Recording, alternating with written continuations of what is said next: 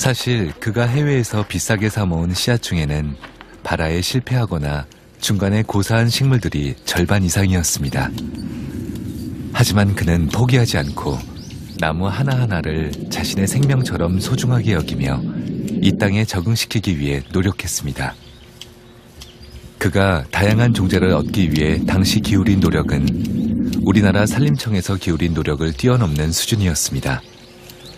수목원이 시작된 1972년부터 1982년까지 11년 동안 들여온 외래종 식물은 1만 1,600여 종으로 같은 기간 국립산림과학원이 수입한 500종의 20배가 넘는 수치였습니다.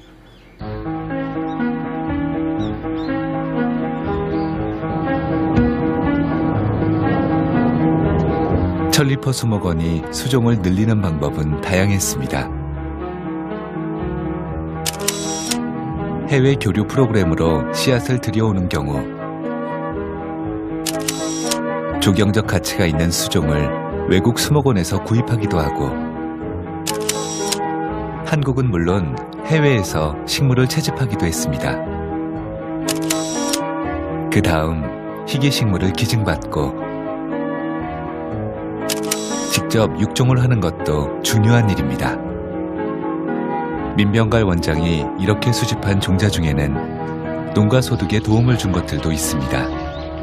뉴질랜드에서 들여온 양다래가 대표적인데 한국 땅에서도 양다래가 잘 자란다는 게 천리포 수목원을 통해 확인되자 농가에서 대량 재배에 들어가 높은 수익을 거둘 수 있게 되었습니다. 또 요즘 건강식품으로 각광받고 있는 블루베리도 그가 해외에서 들여와 한국 땅에 정착시킨 종자입니다.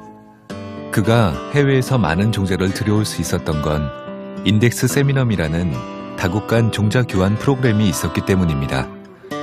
인덱스 세미넘은 세계 각국 대학 연구소와 식물원들이 잉여 종자를 무상으로 교환하는 범세계적인 네트워크로 천리포 수목원의 수종을 늘리는 데 가장 큰 도움을 준 제도입니다.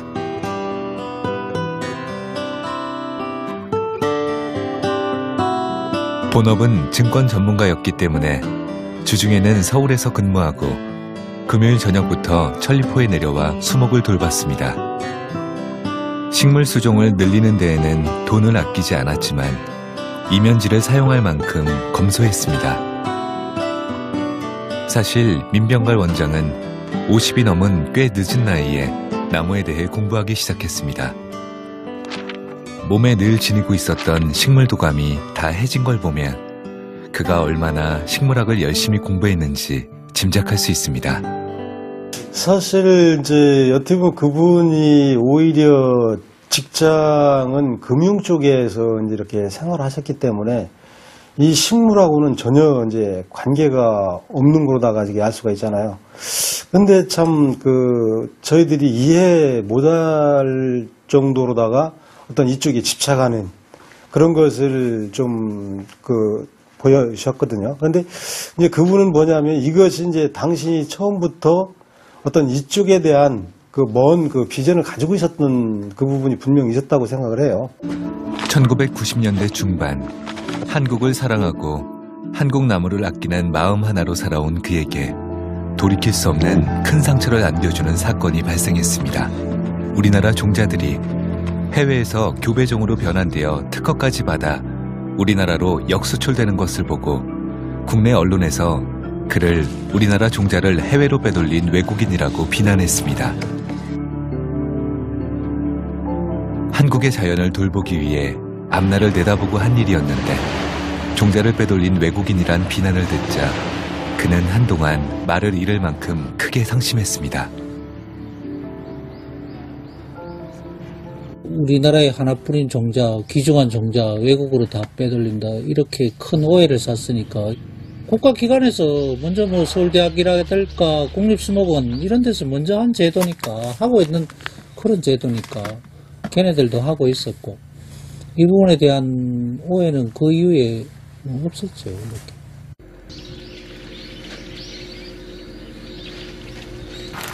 아름다운 꽃 그리고 푸른 나무와 함께 일한다는 것은 언뜻 행복해 보이는 일입니다. 해마다 이루어지는 일이어서 한편 지루하고 반복적인 일처럼 보이기도 합니다. 하지만 열매에서 씨앗을 채취해 관리하는 것이 한 해를 마무리하는 가장 중요한 과정입니다. 민병갈 원장이 좋아하는 완도 호랑가시 나무는 아직도 새로운 품종을 내고 있습니다.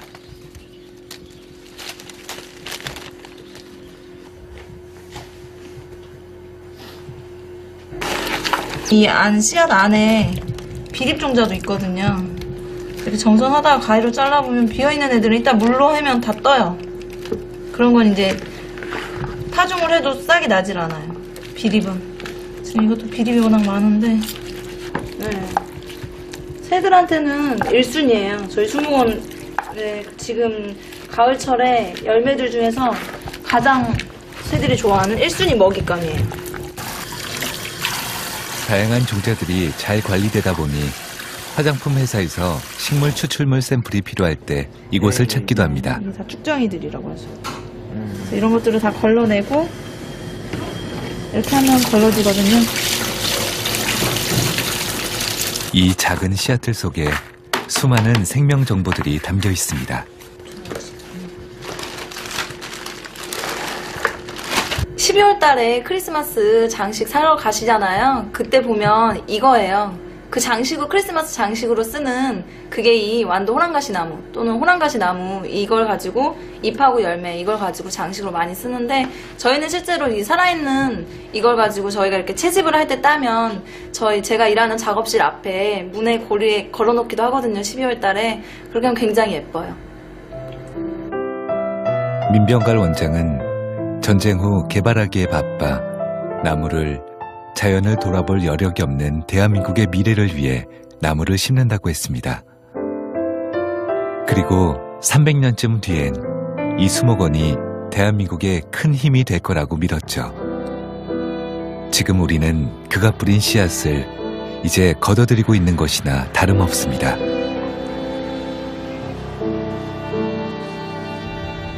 민병갈 원장이 종자 해외 유출 논란으로 인한 상처를 간신히 극복할 때쯤 또 다른 시련이 밀어닥쳤습니다.